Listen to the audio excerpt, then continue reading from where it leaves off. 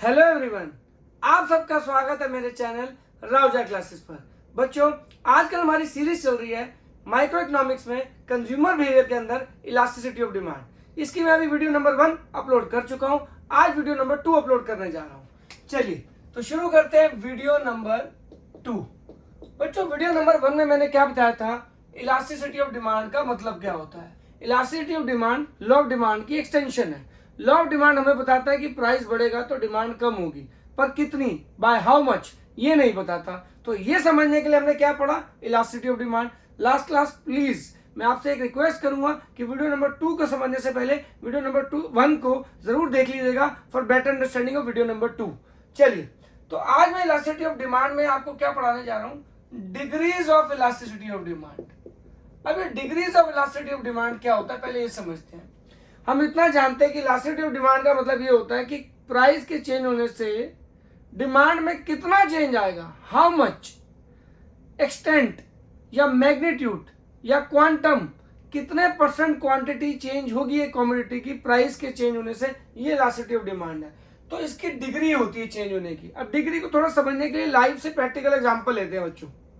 मान लो आप किसी रेस्टोरेंट में खाना खाने जाते हो, आप ऑर्डर प्लेस करते हो, सामने जो ऑर्डर लेने आता है वो आपसे पूछे है कि आप खाना किस तरीके का खाएंगे, non spicy, medium spicy, spicy, high spicy. तो बेसिकली वो आपको डिग्रीज देता है स्पाइस लेवल की। सिमिलरली चीज अगर डलवाना हो तो चीज की भी वो आपको वेरिएशन देता है, इजी ऑन द चीज, हाई ऑन द चीज। तो आपको हर तरीके की डिग्री मिलती है कि हाँ इस तरीके का खाना खाना है तो मुझे क्या क्या वेरिएशन किस किस क्वांटिटी में चाहिए। सिमिलरली इलास्टिसिटी ऑफ डिमांड की भी क्या होती है, डिग्रीज होती हैं। अगर मैं इनको टेक्निकल नाम दूं तो ये 5 तरीके की होती है। परफेक्टली इनइलास्टिक, इनइलास्टिक जिसे हम लेस इलास्टिक भी बोलते हैं। थर्ड आपका यूनिटरी इलास्टिक। फोर्थ आपका इलास्टिक और more elastic, more than one. अभी मैं इसको डिटेल में समझाऊंगा। और 5वां आपका क्या होता है, परफेक्टली इलास्टिक। तो ये कुछ 5 तरीके के हमारे नाम हैं degree of elasticity of demand के। बच्चों, डिग्री को समझने के लिए ना आपको पहली बात ये दिमाग में रखना कि रट्टा नहीं मारना है, इसकी डेफिनेशन क्लियर होना बहुत जरूरी है। जितनी अच्छे से आप डेफिनेशन समझोगे उतनी अच्छे से आपको डिग्री समझ आएगी, क्योंकि डेफिनेशन में ही सारी उसकी डिग्रीज आपको क्लियर हो जाएंगी उसके एक फॉर्मूले से। मैं आपको एक्सप्लेन करने की पूरी कोशिश करता हूँ। चलिए, सबसे पहले अगर हमें इलास्टिसिटी ऑफ डिमांड की डिग्री समझनी है ना, तो हम वैल्यू के हिसाब से समझते हैं। एक तरह से हम क्या बना लेते हैं, एक लाइन बना लेते हैं। ठीक है जी, एक ऐसी, मतलब ये लाइन का स्टार्टिंग पॉइंट है, ये लाइन का लास्ट पॉइंट है। एक इस लाइन का मिड पॉइंट ले लेते हैं और एक इन दोनों के बीच में ले लेते हैं और एक इन दोनों के बीच में ले लेते हैं।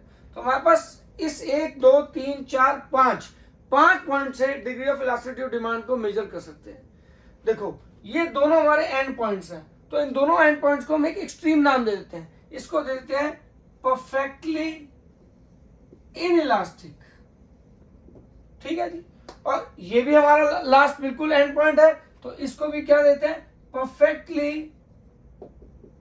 इलास्टिक।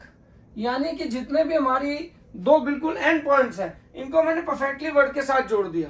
तो परफेक्टली इनइलास्टिक, परफेक्टली इलास्टिक। यहां पे हमारी इलास्टिसिटी ऑफ डिमांड क्या होगी बच्चों, जब भी मैं elasticity of demand word use करूं, it means price elasticity of demand. ये मैंने वीडियो नंबर 1 में भी बहुत बार बताया है। तो यहाँ ईडी किसके इक्वल हो गई, 0 के, और यहाँ पे ईडी किसके इक्वल हो जाएगी, इंफिनिटी के लिए। यानी इलास्टिसिटी ऑफ डिमांड में मिनिमम वैल्यू कितनी हो सकती है, 0, मैक्सिमम वैल्यू कितनी हो सकती है, इनफाइनाइट, नॉट डिफाइंड, जिसको हम कैलकुलेट नहीं कर सकते इतने टाइम्स। ठीक है जी। अब इन दोनों के बीच में आ जाए तो ईडी मतलब इलास्टिसिटी ऑफ डिमांड को हम क्या लेंगे, 1। ठीक है जी। अब ये 0 और 1 के बीच में, तो यहाँ पे ईडी क्या हो जाएगी बच्चों, लेस देन 1। ठीक है जी। और इन दोनों के बीच में पॉइंट आ जाए तो क्या हो जाएगी, ईडी इज मोर देन 1। तो इससे हम क्या बोल सकते हैं, या इसमें से परफेक्टली वर्ड हटा दूं, इस पूरी पहले वाले में से परफेक्टली वर्ड हटा दूं, जिसे मैं खाली इनइलास्टिक बोल दूं या लेस इलास्टिक बोल दूं, ठीक है जी, या लेस देन 1 बोल दूं, लेस देन यूनिटरी इलास्टिक, तो हमारा ये नाम बन जाता है। इक्वल टू 1, यूनिटरी मतलब यूनिट, यूनिट माने 1, तो इसका तो सिंपल नेम ही आसान है याद करना, यूनिटरी इलास्टिक। ठीक है जी, यानी elasticity of demand is equal to 1, unitary elastic. अब ये क्या आ गया, परफेक्टली इलास्टिक और यूनिटरी इलास्टिक के बीच में, यहाँ पे ईडी क्या है, मोर देन 1 है, तो हम क्या लिखेंगे इसको, परफेक्टली वर्ड हटा देंगे तो खाली इलास्टिक लिख सकते हैं, या मोर देन यूनिटरी इलास्टिक भी लिख सकते हैं, क्योंकि मोर देन 1 है या 1 से ज्यादा है। तो इलास्टिसिटी ऑफ डिमांड को, इलास्टिसिटी ऑफ डिमांड की टाइप्स या डिग्रीज याद करने के लिए आपको सबसे आसान क्या है, perfectly inelastic 0, less elastic less than 1, equal to 1, more than 1, equal to infinity. यानी कि इलास्टिसिटी ऑफ डिमांड को मेजर करने की 5 फॉर्म्स हैं, या तो 0 आएगी, या 0 और 1 के बीच में आएगी, या 1 आएगी, या 1 और इन्फिनिटी के बीच में आएगी, यानी 1 से ज्यादा आएगी, और अगर 1 से ज्यादा के बाद बिल्कुल एक्सट्रीम वैल्यू आ जाए तो नॉट डिफाइन, यानी इन्फिनिटली इनफाइनाइट, यानी कि नॉट डिफाइन, ये इसकी मैक्सिमम वैल्यू हो जाएगी इन्फिनिटी। तो ये हो गई हमारी degrees of elasticity of demand. अभी इनका मतलब क्या है ये मैं डिटेल में समझाऊंगा, बट पहले आपको ये याद होना चाहिए कि इलास्टिसिटी ऑफ डिमांड 5 तरीके की हो गई। ठीक है जी, क्लियर हो गया। अब हम इनको डिटेल में विद डेफिनेशन प्रॉपरली एक्सप्लेन करते हैं। ठीक है जी, कि हमारी एक एक पर्टिकुलर डिग्री का मतलब क्या है और इसको किस तरीके से एक्सप्लेन करेंगे। ये जो पांचों तरीके हैं, पांचों जो टाइप्स हैं, डिग्रीज हैं, इनको हमने definition, arithmetical presentation and graphical presentation तीनों से शो करना है। Let's start. ठीक है जी, elasticity of elasticity of demand का मतलब क्या होता है। इलास्टिसिटी ऑफ डिमांड का मतलब होता है percentage change in quantity demanded upon percentage change in price of commodity. ठीक है, एक पर्टिकुलर चीज की क्वांटिटी में कितना चेंज आएगा उसके प्राइस के चेंज होने से। मैंने बार बार बोला कि ये प्राइस इलास्टिसिटी ऑफ डिमांड है, तो प्राइस एक फैक्टर हो गया। प्राइस में अगर कुछ चेंज आएगा तो उसकी वजह से, दैट चेंज की वजह से quantity demanded of that commodity में कितना चेंज आएगा। फॉर एग्जांपल, अगर हम पोटैटो का प्राइस लेते हैं तो पोटैटो के अगर प्राइस चेंज होते हैं तो पोटैटो की क्वांटिटी में कितना चेंज आएगा, that is elasticity of demand. ठीक है जी, अब यहां पे देख लीजिए, अगर हम इस न्यूमरेटर को 0 ले लें, यहां मैथ्स लगाते हैं पहले, ईडी इज इक्वल टू में, यानी परसेंटेज चेंज इन क्वांटिटी 0 ले लें, percentage change in quantity demanded को 0 ले लें, upon percentage change in price कुछ भी हो, 0 बाय 50 हो, 20 हो, 30%, 10%, 0 divide by something will always be equal to 0। तो ये हमारी क्या बन जाएगी, इसको हम क्या बोलेंगे बच्चों, परफेक्टली इनइलास्टिक। परफेक्टली इनइलास्टिक मतलब क्या हो गया, नो चेंज। यहां लिख सकते हो परफेक्टली इनइलास्टिक मतलब क्या बन गया, no change in quantity demanded. Generally medicine के केस में होती है, और आप ध्यान से समझो, एक आदमी जिसको डायबिटिक है या फिर वो अपना हाइपरटेंशन का पेशेंट है, तो उसके लिए कोई दवाई जो बहुत इंपॉर्टेंट है, इररिस्पेक्टिव उसके प्राइस जितने मर्जी बढ़ जाए, अगर उसको जीना है तो वो दवाई उसे कंज्यूम करनी पड़ेगी ऑन अ रेगुलर बेसिस, तो उसकी क्वांटिटी डिमांडेड में कोई भी चेंज नहीं आएगा, चाहे प्राइस में कितना भी चेंज आ जाए। तो ऐसी चीजों की इलास्टिसिटी ऑफ डिमांड को हम क्या बोलते हैं, परफेक्टली इनइलास्टिक। मतलब डिमांड में बिल्कुल भी चेंज नहीं आएगा प्राइस के चेंज होने से, यानी जब प्राइस के चेंज होने से डिमांड में किसी भी तरीके का चेंज ना आए, 0%, तो उसे हम क्या बोलते हैं, परफेक्टली इनइलास्टिक। परफेक्टली मतलब एक्सट्रीम सिचुएशन, इनइलास्टिक मतलब नो चेंज। इनइलास्टिक मतलब देखो, जैसे लास्टिक जितना खींचोगे इलास्टिक, इलास्टिक मतलब चेंज, इनइलास्टिक मतलब नो चेंज। तो अगर इलास्टिक इन की तरफ हो जाएगा तो नो चेंज, और आउट इलास्टिक की तरफ होगा तो चेंज। तो यार इसको याद करने का तरीका है कि परफेक्टली इनइलास्टिक मतलब no change in quantity demanded, और यहीं से इसकी डेफिनेशन भी बन जाती है। क्या लिखेंगे, अगर कोई आपसे पूछे डिफाइन परफेक्टली इनइलास्टिक, तो आप क्या लिखोगे, when percentage change in quantity demanded, when percentage change in quantity demanded does not change at all with reference to change in price of the percentage change in price of the commodity, then the demand for commodity is said to be perfectly inelastic. क्या बोलूंगा मैं, when percentage change in quantity demanded of a commodity does not change at all, does not change at all with respect to change in percentage change in price of commodity, then the demand for commodity is said to be perfectly in elastic. I hope ये बिल्कुल definition आपको clear होगी। यानी कि numerator जैसे ही हमने zero लिया, denominator कुछ भी हो, प्राइस में कोई भी परसेंट का चेंज आए, डिमांड में अगर कोई चेंज नहीं आएगा, तो इलास्टिसिटी ऑफ डिमांड क्या कहलाएगी? Perfectly inelastic, where ED will always be equal to zero. और ये जनरली किस केस में होगा? मेडिसिन के केस में हो सकता है। ठीक है जी, ऐसी बहुत सारी चीजों के केस में और भी हो सकता है, वो मैं जब आपको what are the factor which effect elasticity of demand कराऊंगा उसमें जरूर बताऊंगा। तो ये हो गई आपकी इसकी डेफिनेशन। अब जैसी डेफिनेशन होगी तो अब हम इसका क्या बनाएंगे? डायग्रामेटिक प्रेजेंटेशन और फिर अर्थमेटिकल प्रेजेंटेशन। ऐसे ही पांचों की जो पांचों डिग्रीज की मैं आपको डायग्रामेटिक, डेफिनेशन और अर्थमेटिकल प्रेजेंटेशन बताऊंगा, जिससे आपको क्लियर हो जाएगा कंसेप्ट क्या है ये चीज। चलिए, तो अब आ जाते हैं, इसका हम क्या पढ़ते हैं नेक्स्ट, डायग्रामेटिक प्रेजेंटेशन। अब डायग्रामेटिक प्रेजेंटेशन में हमें क्या करना है? सबको पता है, एक एक्स एक्सिस एक वाई एक्सिस, ये बनाने से ही आपका कर्व बनेगा और उसकी प्रॉपर नेमिंग देनी भी बहुत जरूरी है। चलते हैं डिटेल में। एक्स एक्सिस पे आ जाइए। अब एक्स एक्सिस पे हम क्या लेंगे सर? देखिए जी, मैंने आपको पहले बोला था मेरी डिमांड वाली वीडियो जरूर देख लेना ताकि आपको सारी चीजें क्लियर हो। यहाँ लेंगे क्वांटिटी डिमांडेड ऑफ कमोडिटी और यहाँ ले लेंगे प्राइस ऑफ कमोडिटी। अब हम यहाँ पे क्या करेंगे? लॉजिक क्या है? परफेक्टली इनइलास्टिक का पॉइंट टू बी नोटेड। यहाँ पे प्राइस ले लिया, यहाँ क्वांटिटी डिमांडेड ले ली। पहले मैं इसको शेड्यूल और दोनों साथ साथ ही बना दूं ताकि और बेटर हो जाए। ये अर्थमेटिकल प्रेजेंटेशन हो गई, ये ग्राफिकल प्रेजेंटेशन हो गई। ठीक है जी। अब अगर अर्थमेटिकल प्रेजेंटेशन के हिसाब से देखें, हमारा क्या है? प्राइस में कुछ भी चेंज हो रहा हो, 10, 20, 30, 40, अगर डिमांड आपकी यहाँ पे 2 ही रहे, यानी कि देखो क्वांटिटी डिमांडेड में कोई भी चेंज नहीं आ रहा, प्राइस में किसी भी लेवल का चेंज आ रहा हो, प्राइस में कुछ भी चेंज आ रहा, क्वांटिटी डिमांडेड अगर सेम रहेगी तो उस केस में डिमांड क्या बनेगी? Perfectly inelastic. That means ED is equal to zero. अब यहाँ पे क्या रखना है? प्राइस जो मर्जी आप ले लो, पर क्वांटिटी डिमांडेड क्या रहेगी? सेम टू सेम रहेगी। मान लो यहाँ पे कुछ भी क्वांटिटी है, 1, 2, 3, 4, 5 कुछ भी है, और यहाँ पे आपका प्राइस है 10, 20, 30, 40, 50। ठीक है जी। तो यहाँ पे क्वांटिटी डिमांडेड ऑफ पोटैटो ले लो, प्राइस ऑफ पोटैटो ले लो, कुछ भी।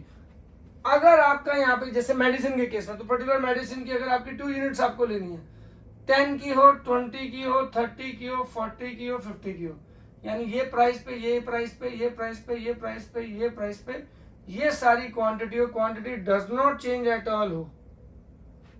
So when quantity demanded does not change at all with response to change in its price, price जो मर्जी ले लो आप, क्वांटिटी डिमांडेड में कोई चेंज नहीं आ रहा है, तो इसका मतलब हमारी क्या होगी? Elasticity of demand is equal to में परफेक्टली इनइलास्टिक, जिसे ईडी इक्वल टू जीरो बोलते हैं। और इसमें आपसे पूछेंगे what is the shape of demand curve in case of perfectly inelastic demand? तो शेप क्या बनेगी? शेप ऑफ डिमांड कर्व क्या बनेगी? Parallel to Y axis. आप देख सकते हैं यहाँ पे demand curve is vertical line parallel to Y axis. तो ये आपका बन गया ग्राफिकल प्रेजेंटेशन और ये बन गई आपकी अर्थमेटिकल प्रेजेंटेशन। दोनों में मतलब हम सेम ही शो कर रहे हैं कि यहाँ पे प्राइस जो है वो चेंज हो रहा है और डिमांड में चेंज नहीं हो रहा है। चलिए अब हम क्या करते हैं बच्चों, नेक्स्ट डिग्री पे आ जाते हैं, वो है आपकी इनइलास्टिक और लेस देन यूनिटरी इलास्टिक। ठीक है जी। इसमें हम खाली इसको इनइलास्टिक डिमांड भी बोलते हैं। अब इसको बना के दिखाते हैं और इसके पहले क्या करते हैं, डेफिनेशन एक्सप्लेन करते हैं। चलिए सबसे पहले आ जाइए, इसे हम क्या बोलेंगे? लेस इलास्टिक और इनइलास्टिक और लेस देन यूनिटरी इलास्टिक, कुछ भी आप वर्ड बोल सकते हैं इसके लिए। ठीक है जी। सबसे पहले डेफिनेशन पे आ जाइए। डेफिनेशन क्या होगी? इलास्टिसिटी ऑफ डिमांड का हमारा फॉर्मूला क्या होता है? Percentage change in quantity demanded of a commodity upon percentage change in price of commodity. अब देखो भैया, मैथ्स का क्या लॉजिक होता है कि अगर न्यूमरेटर छोटा हो, डिनोमिनेटर बड़ा हो, तो आंसर जो आएगा 1 से लेस आएगा। यानी देखा जाए तो क्या बनेगा, when percentage change in quantity demand of commodity is less than percentage change in price of commodity. ठीक है जी, जैसे इसको एग्जांपल में ले लो, ये ले लो आप 20%, ठीक है जी, और ये ले लो आप 100%। यहाँ पे क्वांटिटी डिमांड में 20% चेंज आया, प्राइस में 100% चेंज आया, तो ये कितना आ गया 20/100। इसको अगर आप काटते हो तो कितना आता है 0.2। तो ये आंसर क्या आ रहा है, ईडी इज लेस देन 1। तो इसे हम क्या बोलते हैं, लेस इलास्टिक और इन इलास्टिक और लेस देन यूनिटरी इलास्टिक। और हमारा डेफिनेशन क्या बन जाएगी, इसी चीज को आप अगर इंग्लिश में लिख देंगे, स्टेटमेंट फॉर्म में लिख देंगे, तो क्या बनेगी हमारी डेफिनेशन। डेफिनेशन क्या बनेगी आप ध्यान से देखिएगा, मैं इसी चीज को डेफिनेशन में कन्वर्ट कर दूंगा। तो डेफिनेशन क्या बनेगी, when percentage change in quantity demanded of commodity, when percentage change in quantity demanded of a commodity is less than the percentage change in price of commodity, then demand for a commodity is said to be less elastic or inelastic or less than 1। समझ आया कि नहीं आया, यानी एक formula आपको definition derive कर देगा। इन शॉर्ट आपको मैथ्स का लॉजिक लगाना है कि अगर आपकी न्यूमरेटर की वैल्यू छोटी है डिनोमिनेटर से, तो बट ऑब्वियसली आपका आंसर क्या आएगा, लेस देन 1। यानी प्राइस में जो चेंज आ रहा है वो ज्यादा बड़ा है, उसके कंपैरिजन में जो क्वांटिटी ऑफ कमोडिटी में चेंज आ रहा है वो कम है, तो उसे हम लेस इलास्टिक, इन इलास्टिक और लेस देन यूनिटरी इलास्टिक देते हैं। ये हो गई इसकी डेफिनेशन। यानी इसी चीज को आपने इंग्लिश में लिख दिया तो डेफिनेशन बन गई। अब जब डेफिनेशन सीखी तो इसके बाद क्या आएगा, graphical presentation and diagrammatic presentation, sorry graphical presentation and arithmetical presentation. चलिए, तो इन शॉर्ट अगर आपको कोई भी इलास्टिट्यूड डिमांड निकालनी है, कोई भी डिग्री टाइप निकालनी है, तो आपको सिंपल उसका फॉर्मूला अपने दिमाग में रखना है और उस फार्मूले के अकॉर्डिंगली आप 2 मिनट में निकाल सकते हो इन चीजों को। ठीक है जी, तो अब आ जाइए नेक्स्ट, इसकी हमारी graphical presentation, arithmetical presentation and graphical presentation. Graphical presentation के लिए यहाँ पे ले लीजिए प्लीज, आप स्केल से बनाएंगे तो बेटर बनेगा। मैं फ्री हैंड से बनाता हूँ तो कर्व में हमेशा थोड़ी बहुत तो नहीं, ज्यादा ही थोड़ा सा इनअप्रोप्रिएट बन जाता है कई बार। Quantity demanded of a commodity, यहाँ प्राइस ऑफ कमोडिटी, ठीक है जी, यहाँ पे आपकी क्वांटिटीज आ जाएंगी अलग अलग और यहाँ आपका प्राइस आ जाएगा। ठीक है जी, अब यहाँ पे यही चीज न्यूमरल वैल्यूज में लेनी है। सपोज करो यहाँ प्राइस ऑफ कमोडिटी ले लो, यहाँ क्वांटिटी डिमांडेड ऑफ कमोडिटी ले लो। प्राइस ले लो 20 से 10 और प्राइस फॉल हो रहा है बच्चों यहाँ पे पॉइंट, तो डिमांड राइज होगी। डिमांड कैसे ले लो आप, वो ले लो 100 से 120। अब यहाँ पे आप देख सकते हो percentage change in price of commodity निकालूं तो कितनी होगी, percentage change in price of commodity हमारी हो गई change in price that is 10, ठीक है जी, अपॉन में ओरिजिनल प्राइस 20, और किसी भी चीज को परसेंटेज में निकालना है तो 100 से मल्टीप्लाई करूंगा, तो ये कितना हो जाएगा, ये आ गया 50%। ठीक है जी, अब अगर इसमें देखें percentage change in quantity demanded of commodity, तो हमारा कितना है जी 20 रुपीज का चेंज आया, ओरिजिनल कितना है 100 है, इनटू परसेंटेज के लिए क्या करूंगा 100 से मल्टीप्लाई करूंगा, तो ये कितना आ गया आपका 20%। अब हम यहाँ देख सकते हैं कि percentage change in quantity demanded of a commodity is less than percentage change in price of commodity. ये आपका है 20% और ये आपका है 50%, तो जब 20/50 करोगे तो आपकी जो ईडी आएगी वो लेस देन 1 आएगी। तो यहाँ पे देख सकते हैं ईडी लेस देन 1, यानी जो आपने बोला है इंग्लिश में वो मैथमेटिकली प्रूव होना चाहिए, तभी आपको फायदा है, नहीं तो कोई फायदा नहीं है। तो मेक श्योर दैट जब भी आप ये करें ये मैथमेटिकली प्रूफ होना चाहिए। अब इसमें भी यही चीज आनी चाहिए कि आप क्या करो, इसको एक ऐसे पर्टिकुलरली क्या करो, इस कर्व को समझने का तरीका है, मैं ना आपको एक फिक्टिशियस बनाता हूँ, एज पर शेड्यूल की बजाय एक फिक्टिशियस कर्व बनाता हूँ जिससे आपको और बेटर अंडरस्टैंडिंग हो जाएगी। ठीक है जी, मान लो ये आपका एक कर्व है, एक्स एक्सिस वाई एक्सिस, यहाँ ले लिया आपने क्वांटिटी डिमांड ऑफ कमोडिटी, यहाँ ले ली प्राइस ऑफ कमोडिटी। अब यहाँ पे आपको क्या करना है, इस पर्टिकुलर प्राइस पे मान लो ये क्वांटिटी डिमांडेड थी, ठीक है जी। प्राइस अगर आपका ज्यादा बढ़ गया, ठीक है जी, देखो जी मैं आपको इसको प्रूव करके दिखाता हूं। मैंने ओरिजिनल को डार्क से दिखाया और चेंज को डॉटेड से दिखा रहा हूं। ये ओपी हो गया, ये ओपी से OP1 हो गया, प्राइस बढ़ रहा है बच्चों।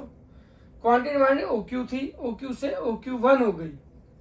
तो इस एग्जांपल में हम देख सकते हैं प्राइस बढ़ रहा है, डिमांड कम हो रही है, पर प्राइस का चेंज देखो OP से OP1 ज्यादा बढ़ा है। डिमांड का चेंज OQ से OQ1 यानी कम है। क्वांटिटी कम फॉल कर रही है, प्राइस ज्यादा राइज कर रहा है। इसका वाइस वर्सा भी बन सकता है कि प्राइस फॉल कर दे और क्वांटिटी डिमांडेड राइज कर दें, पर प्राइस का फॉल हम ज्यादा करेंगे, क्वांटिटी डिमांडेड का राइज कम करेंगे। तो इस पॉइंट को अगर हम जोड़ दें तो ये हमारा जो कर्व बनेगा, DD डिमांड कर्व जो बनेगा वो क्या होगा हमारा, लेस इलास्टिक, इन इलास्टिक और लेस देन यूनिटरी इलास्टिक। चलिए बच्चों, अब हमारा कितने हो गए, 2 हो गए। एक हमने आपको बता दिया ED इज लेस देन 1 और एक मैंने आपको बता दी ED इज इक्वल टू 0। अब हम चलते हैं ED इज इक्वल टू 1, ठीक है जी। तो इन शॉर्ट आपको ये देखना है कि इलास्टिसिटी ऑफ डिमांड में कुछ भी नहीं है इसकी डिग्रीज में, सिर्फ एक फॉर्मूला है और उस फॉर्मूले को आप न्यूमरेटर और डिनोमिनेटर कैसे रखते हो ना, उसके अकॉर्डिंगली आप अपना आंसर निकाल सकते हो। चलिए शुरू करते हैं। नेक्स्ट, अब इसमें हमारा क्या है बच्चों, ED is equal to 1। ED is equal to 1 को हम बोलते हैं यूनिटरी इलास्टिक, ठीक है जी। तो यूनिटरी इलास्टिक मतलब यही है, यूनिट मतलब 1 यानी ED इक्वल टू 1 होगी। अब ये तो इसका नेम हो गया। अब पहले आप इसके फॉर्मूले पे आ जाओ। ED 1 कब होगा, जब percentage change in quantity demanded of a commodity and percentage change in price of commodity, यानी न्यूमरेटर एंड डिनोमिनेटर अगर इक्वल हो जाए, यानी अगर ये भी 50% हो और ये भी 50% हो तो हमारा आंसर 1 आता है। अब इसी चीज से क्या बना दो, फॉर्मूला बना दो। तो क्या बन जाएगा आपका फॉर्मूला बच्चों, डेफिनेशन क्या बन जाएगी, sorry, when percentage change in quantity demanded of a commodity, अब यहाँ इक्वल लिखा है तो is equal to percentage change in price of commodity, यानी कि न्यूमरेटर इसको यहाँ पे ये इक्वल टू कर दूं और इसी को इक्वल टू को अगर मैं इंग्लिश में लिख दूंगा इक्वल टू, तो ये मेरी क्या बन जाएगी, डेफिनेशन बन जाएगी। So when percentage change in quantity demanded is equal to percentage change in price of the commodity, then demand for commodity is said to be unitary elastic और इक्वल्स टू 1। इन शॉर्ट ये सिर्फ आपका एक formula जो है, जो definition से derive होता है, वही आपका क्या है, इसकी डेफिनेशन बनाती है। इस कंसेप्ट को एक्सप्लेन करने की जो रीढ़ की हड्डी है वो ये फॉर्मूला है कि न्यूमरेटर अगर 0 है तो लेस देन 1, न्यूमरेटर अगर छोटा है, सॉरी, न्यूमरेटर अगर 0 है तो इक्वल टू 0, न्यूमरेटर अगर छोटा है डिनोमिनेटर से तो लेस देन 1, न्यूमरेटर अगर डिनोमिनेटर के इक्वल है तो इक्वल्स 1, न्यूमरेटर अगर बड़ा है डिनोमिनेटर से तो मोर देन 1, और अगर डिनोमिनेटर 0 है तो इक्वल्स टू इन्फिनिटी। तो ये आपकी पांचों इलास्टिसिटी सिर्फ इस फॉर्मूले की गेम है। चलिए मैं आगे आपको और समझाता हूं। अब पहले इसका क्या कर लेते हैं, पहले इसका कर्व समझा देते हैं और साथ में इसकी अर्थमेटिकल प्रेजेंटेशन भी समझा देते हैं, ठीक है जी। चलिए अब आ जाइए इसका कर्व, यहां पे आ जाइए ग्राफिकल प्रेजेंटेशन और यहां आ गई आपकी अर्थमेटिकल प्रेजेंटेशन, ठीक है जी। यहाँ पे ले लेते हैं price of commodity and quantity demanded of commodity. ये ले लिया हमने 100, 10, सॉरी ये इसको ले लो 20, 10 और यहाँ ले लो आप 100, 150। पॉइंट टू बी नोटेड, आप यहाँ देखिए प्राइस फॉल हो रहा है, डिमांड बढ़ रही है। तो आप चेक कर लें percentage change in price of commodity कितनी आ रही है, 10 आया, ओरिजिनल कितना था 20, परसेंटेज में कोई भी चीज निकालनी हो तो 100, ये कितनी हो गई, ये आ गया 50%। अब percentage change in quantity demanded of commodity कितनी आ गई बच्चों, निकाल के देखो कितनी आ गई 50, ठीक है जी। अपॉन में ओरिजिनल 100 है और परसेंटेज पे निकालने के लिए 100 क्या 50%। तो यहाँ देख सकते हैं percentage change in quantity demand of a commodity is equal to percentage change in price of commodity, यानी ये भी 50% है, ये भी 50% है। इसको अगर हम फॉर्मूले में डालें 50/50 तो ईडी क्या बन जाएगी, is equal to 1, which is called unitary elastic. Make sure that जो भी आप शेड्यूल बनाए अर्थमेटिकली वो हमेशा प्रूव करना चाहिए, वेरीफाई करना चाहिए जिस चीज को आप एक्सप्लेन कर रहे हो। तो यहाँ पे ये ईडी इज इक्वल टू 1 को बिल्कुल प्रूव कर रहा है कि हाँ मैं जो फिगर्स ले रहा हूँ वो मैच कर रही है मेरे वर्ड से। तो ऐसा नहीं कि आप फिगर्स कुछ और ले लो और यहाँ ऊपर प्रूफ कुछ और कर रहे हो। अब आ जाओ इसकी ग्राफिकल प्रेजेंटेशन। ये भी मैं फिक्टिशियस बनाऊंगा बच्चों ताकि आपको बेहतर अंडरस्टैंडिंग हो जाए। यहाँ ले लीजिए क्वांटिटी डिमांड ऑफ कमोडिटी और यहाँ ले लीजिए प्राइस ऑफ कमोडिटी। ये हमेशा बोल चुका हूँ कि जब भी डिमांड का बनाओगे एक्स एक्सिस और वाई एक्सिस प्रॉपरली मेंशन होने बहुत जरूरी है। अब यहाँ पे इस प्राइस पे ये डिमांड थी, ठीक है जी। प्राइस इस बार फॉल कर लेते हैं, पिछले केस में राइज किया था, ये ओपी हो गया, ठीक है जी, और ये ओक्यू क्वांटिटी हो गई। अब इसका प्राइस फॉल कर देते हैं, ठीक है जी। तो जितना हमने प्राइस फॉल किया है याद रखना परसेंटेज के सेंस में, उतनी ही क्वांटिटी अगर हम राइज कर देंगे बच्चों OQ1 तो उस केस में हमारा आंसर क्या आएगा, ED इज इक्वल टू 1। देखो एक इसका सबसे इंपॉर्टेंट क्रक्स, चाहे आप शेड्यूल बना रहे हो चाहे आप ग्राफिकल प्रेजेंटेशन बना रहे हो, इनवर्स रिलेशनशिप जरूर फॉलो होगा। यानी इलास्टिसिटी ऑफ डिमांड एक्सप्लेन करते हो लॉ ऑफ डिमांड हमेशा प्रिवेल होगा ही होगा। तो इस बात को हमेशा ध्यान रखिएगा। अगर आप इन दोनों पॉइंट्स को आप ज्वाइन कर देते हो, यहाँ पे मैंने ओरिजिनल को डार्क से दिखाया, चेंज को डॉटेड से दिखाया, इन दोनों पॉइंट्स को ज्वाइन कर देते हो तो ये हमारा शेप होती है। वैसे इसको हम रेक्टेंगुलर हाइपरबोला बोलते हैं। आप चाहो तो इस कर्व को स्ट्रेट ज्वाइन करने के बजाय इसको ऐसे ज्वाइन कर सकते हैं। यानी कि अगर आपसे पूछे what is the shape of demand curve when ED is equal to 1 तो याद रखना यहाँ शेप ऑफ डिमांड कर्व क्या रहेगी, शेप ऑफ डिमांड कर्व क्या रहेगी, रेक्टेंगुलर हाइपर बोला। अब रेक्टेंगुलर हाइपर बोला की एक प्रॉपर्टी होती है कि इस पॉइंट पे अगर आप देखें तो हमारा क्या एरिया बनता है। मान लो ये पॉइंट R ले ले तो ये क्या हो गया OPRQ, OPRQ ये एरिया बन गया। और ये पॉइंट ले लेते हैं सपोज करो M, तो हमारा क्या बन जाएगा एरिया OP1MQ1, OP1MQ1। ये हमेशा इक्वल इन एरियाज होंगे, यानी इसका एरिया हमेशा इसके एरिया के इक्वल टू होगा। ये बात याद रखना। रेक्टेंगुलर हाइपरबोला की प्रॉपर्टी होती है कि रेक्टेंगुलर हाइपरबोला के ऊपर कोई भी पॉइंट लिया जाए और उसके नीचे का एरिया निकाला जाए तो they are equal in areas.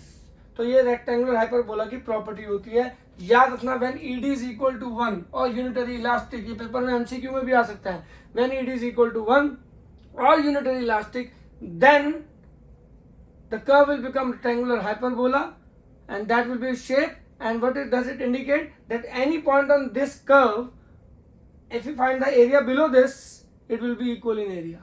तो ये बहुत इंपॉर्टेंट पॉइंट है, what is the shape of demand curve when the ED is equal to 1 और unitary elastic। तो ये हमारा क्या होगा, रेक्टेंगुलर हाइपरबोला। ठीक है जी। चलिए बच्चों अब हम करते हैं इसकी चौथी type, ED is more than 1। Point to be noted. अब हम जो कर रहे हैं ED is more than 1। अब more than 1 को हम क्या बोलते हैं, इलास्टिक या फिर मोर इलास्टिक या हाईली इलास्टिक या मोर देन 1। ठीक है जी। अब इसके भी वही चीज है कि सारा का सारा जो कंसेप्ट है वो एक फॉर्मूले के ऊपर टिका है। अब यहाँ पे फॉर्मूला लिखेंगे और न्यूमरेटर और डिनोमिनेटर से वेरीफाई कर लेंगे कि इसकी डेफिनेशन और कंसेप्ट कैसे क्लियर होता है। चलिए शुरू करते हैं।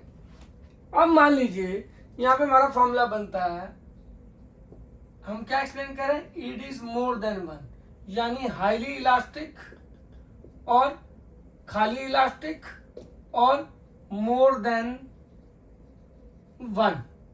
ठीक है जी। अब यहाँ पे इसको हम एक्सप्लेन कर रहे हैं। सबसे पहले फॉर्मूला लिख लेंगे इलास्टिसिटी ऑफ डिमांड का, percentage change in quantity demand of commodity upon percentage change in price of commodity. Point to be noted, simple logic है। 1 कब आएगा, 1 से ऊपर कब आएगा, जब आपका डिनोमिनेटर बड़ा होगा डिनोमिनेटर से। तो हमारा फॉर्मूला क्या बन जाएगा, when percentage change in quantity demand of commodity is more than percentage change in price of commodity, then the demand for commodity is said to be elastic और हाई इलास्टिक और more elastic. तो यानी कि आपको क्या लिखना है, अब इसी चीज को इंग्लिश में लिख देना है। तो डेफिनेशन क्या बनेगी, when percentage change in quantity demand of commodity is more than, बस इस साइन को इंग्लिश में लिख देना, more than percentage change in price of commodity, then for demand for commodity is said to be, then demand for commodity is said to be more elastic और high elastic. समझ आ गया, where ED is more than 1। Again अब इसको समझाने के लिए क्या करना पड़ेगा, पहले इसकी ग्राफिकल प्रेजेंटेशन और फिर इसकी अर्थमेटिकल प्रेजेंटेशन।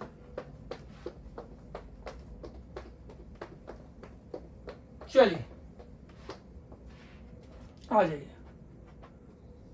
सबसे पहले आ जाइए ग्राफिकल प्रेजेंटेशन और यहां लिख लीजिए arithmetical presentation. Price of commodity, quantity demand of commodity. Price of commodity अब यहाँ पे क्या ले बच्चों, अगेन 20 और 10 प्राइस फॉल हो रहा है। अब यहाँ पे क्या ले लें, 100 और 200, डिमांड राइज हो रही है। अगेन चेक कर लें, वेरीफाई कर लें कि हमने सही बनाया कि नहीं। Percentage change in price of commodity कितना होगा, change in price 10, original price 20, into 100 करेंगे तो ये बना 50%। ठीक है जी। अब डिमांड में चेक करें तो percentage change in quantity demand of commodity कितना है जी, चेंज आया 100, ओरिजिनल कितना है 100, इनटू परसेंटेज से मल्टीप्लाई किया 100, परसेंटेज में कोई भी चीज निकाली तो 100 से मल्टीप्लाई किया तो ये कितना आया 100%। अब यहाँ आप क्लियरली देख सकते हैं क्या कि percentage change in quantity demanded of a commodities more than percentage change in price of commodity. यहाँ 100% है और ये 50% है, यानी कि 100 डिवाइड बाय 50 करेंगे तो ये 2, यानी ईडी इज मोर देन 1। किसको समझ आ गया, प्लीज कमेंट सेक्शन में बताइएगा कि ये कितने अच्छे से आपको समझ आया। नहीं आया तो मैं फिर कोशिश करूंगा और बेहतर करने की। अब इसी चीज को अगर हम ग्राफिकली दिखा दें तो एक फिक्टिशियस कर्व से दिखा देंगे। यहाँ ले लेंगे X axis, Y axis, quantity demand of a commodity, price of commodity. अब सिंपल क्या करेंगे, यहाँ पे इस प्राइस पे, ओपी प्राइस पे ये ओक्यू डिमांड है। ठीक है जी। अब हमें किस में चेंज करना है, क्वांटिटी डिमांड में ज्यादा चेंज करना है। तो प्राइस यहां मैंने कम फॉल किया, देखो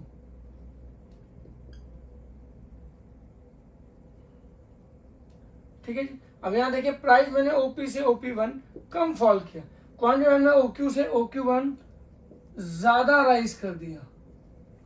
प्राइस में कम फॉल, डिमांड में ज्यादा राइज। इस कर्व को अगर मैं ज्वाइन कर दूंगा तो ये क्या बन जाएगा हमारा, ईडी इज मोर देन 1 और हाई इलास्टिक और मोर इलास्टिक। आई होप आपको ये बिल्कुल अच्छे से समझ आ गया होगा। चलिए अब हम करते हैं बच्चों, ईडी इज आपकी इक्वल टू इंफिनिटी, जो आपकी लास्ट और 5वीं डिग्री है।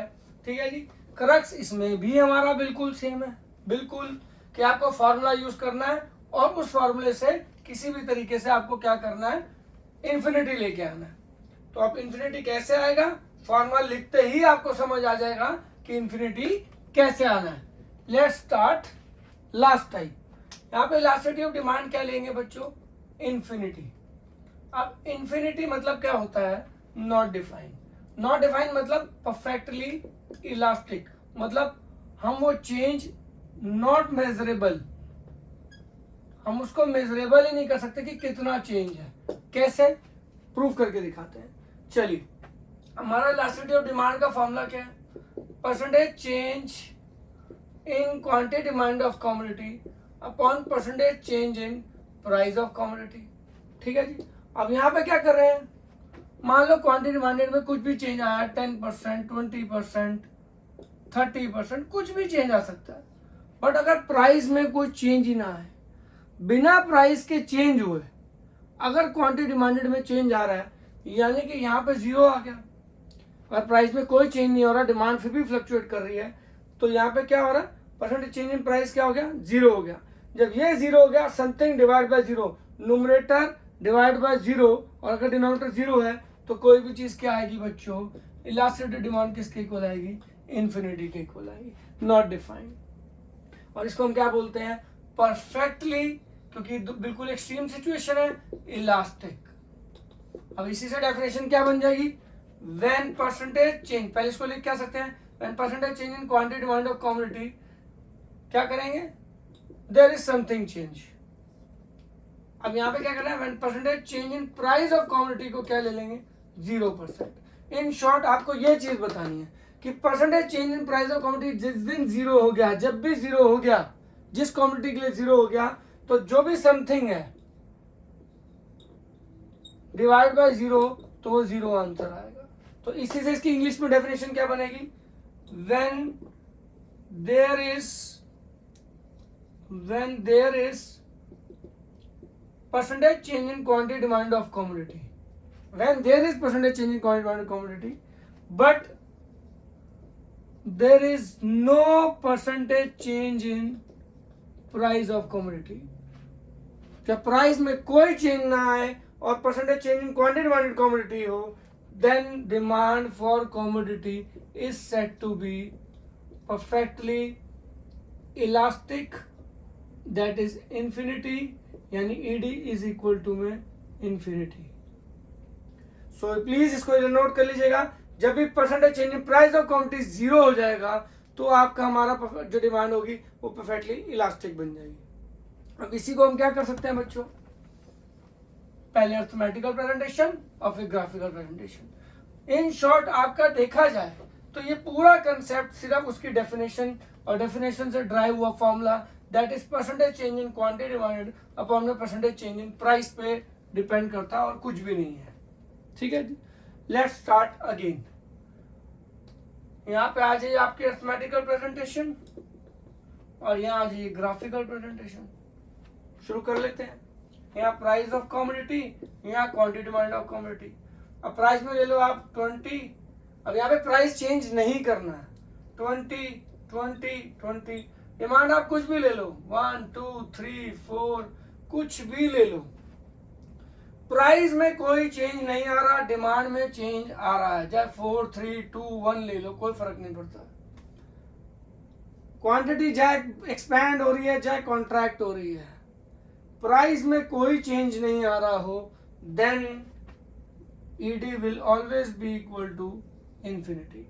अब यहाँ पे कुछ भी ले लो, percentage change in quantity demanded, कुछ भी हो सकता है, 20% 30%, कुछ भी, अपॉन जीरो करोगे when percentage change in price, तो something divide by zero will always be equal to infinity. तो उस केस में ईडी हमारी हमेशा क्या आएगी, इंफिनिटी की इक्वल आएगी। आई होप ये बिल्कुल समझ आ गया होगा स्केड्यूल से। अब इसका कर्व बनाना और भी आसान है, क्यों, क्योंकि हमें क्या करना है, यहाँ पे प्राइस कांस्टेंट लेना है, ठीक है जी। अब ये प्राइस है ओपी, चाहे क्वांटिटी डिमांडेड आपकी 1 है 2 है 3 है, कुछ भी है, कोई फर्क नहीं पड़ता, OQ1 है, OQ2 है, OQ3 है, OQ4 है, प्राइस अगर ओपी है तो इसे हम क्या बोलेंगे, perfectly elastic which is equal to infinity. और यहाँ पे हम क्या बोलेंगे, what is the shape of demand curve, what is the shape of demand curve, ये है parallel to X axis, I repeat parallel to X axis, ये horizontal straight line है पैरेलल टू एक्स एक्सिस। उसमें perfectly inelastic में क्या था, parallel to Y axis, वो vertical straight line थी।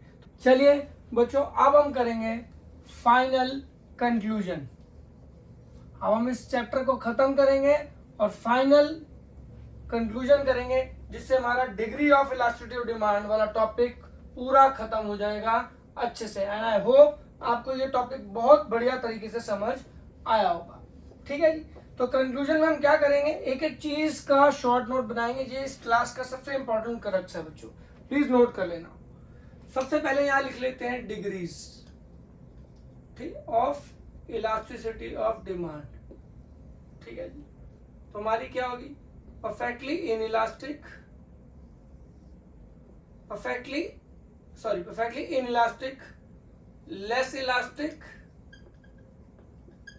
जिसे हम less than ED equal to less elastic बोल सकते हैं, या और इनइलास्टिक वर्ड यूज कर लें।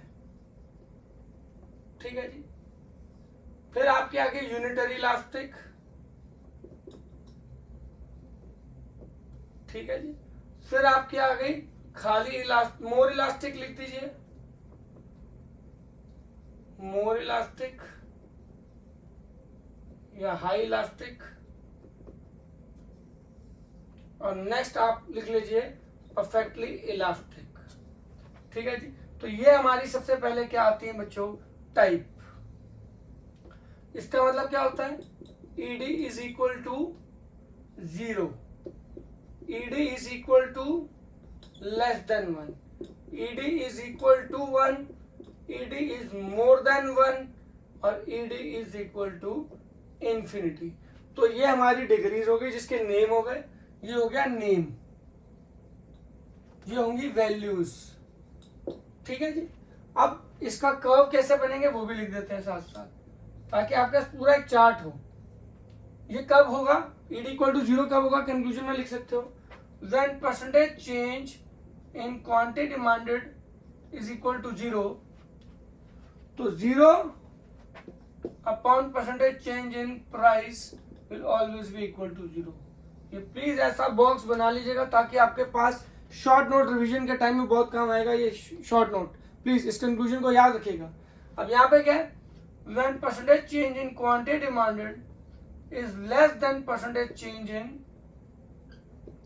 price, यानी कि डिनोमिनेटर आपका बड़ा है और ये आपका छोटा है न्यूमरेटर, तो जो आंसर आएगा वो ईडी आएगी, वो लेस देन 1 आएगी।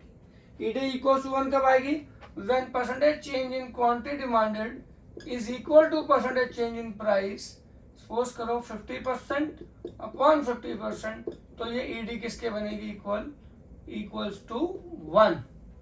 ठीक है जी, अब इसमें क्या होगा, when percentage change in quantity demanded is more than percentage change in price, यानी न्यूमरेटर 100% है और डिनोमिनेटर 50% है, तो जो आंसर आएगा ईडी इज मोर देन 1।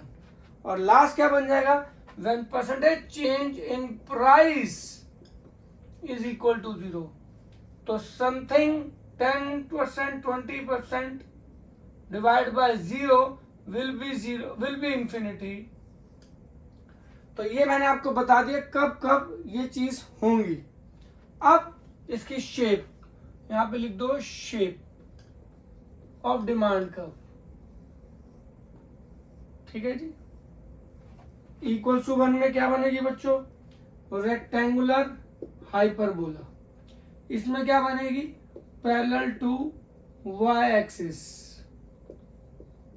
इसमें क्या बनेगी, पैरेलल टू एक्स एक्सिस। इसमें क्या बनेगी, थोड़ा स्टीपर बनेगी। और इसमें क्या बनेगा, फ्लैटर बनेगा। यानी कि अगर मैं इस सारी डायग्राम को, सारी टाइप को एक ही डायग्राम में कन्वर्ट करके दिखाऊं, सारी शेप्स को एक ही डायग्राम में बनाऊं, तो कुछ इस तरीके से हमारा कर्व बैठेगा। ध्यान से देखिएगा, ये हो गई 0, ये हो गई इंफिनिटी, इनके बीचों बीच में आ जाओ तो इक्वल्स टू 1, इसके ऊपर आ जाओ तो मोर देन 1, इसके नीचे आ जाओ तो ये बना आपका लेस देन 1। देखा जाए तो पांचों इलास्टिसिटी की जो शेप्स है हमारी इस तरीके से बनेगी। और आप नोट करते रहेंगे जैसे जैसे कर्व फ्लैट होता जा रहा है, सीधा होता जा रहा है, वैसे वैसे इलास्टिसिटी क्या होती जा रही है, बढ़ती जा रही है। यानी flatter the curve higher the elasticity. और जैसे जैसे कर्व क्या होता जा रहा है, स्टीपर होता जा रहा है, नीचे होता जा रहा है, वैसे वैसे हमारी इलास्टिसिटी क्या होती जा रही है, कम होती जा रही है, यानी कि जितना हमारा कर्व स्टीपर होगा उतनी इलास्टिसिटी ऑफ डिमांड क्या होगी, कम होगी। इसलिए ये लेस इलास्टिक है, ये स्टीपर है, ये थोड़ा फ्लैटर है। आई होप बच्चों आपको इसमें डायग्राम, आपको डेफिनेशन, आपको अर्थमेटिकल प्रेजेंटेशन सब बहुत अच्छे से समझ आएगा, इंक्लूडिंग लॉजिक एंड फॉर्मूला। ऐसे ही और क्लासेस और पर्टिकुलर कंसेप्ट के साथ मैं आऊंगा और आपको बहुत बेहतर तरीके से समझाऊंगा ताकि आपकी अंडरस्टैंडिंग बढ़ सके। बने रहिएगा मेरे चैनल पे। Thank you so much. God bless you all. जय हिंद।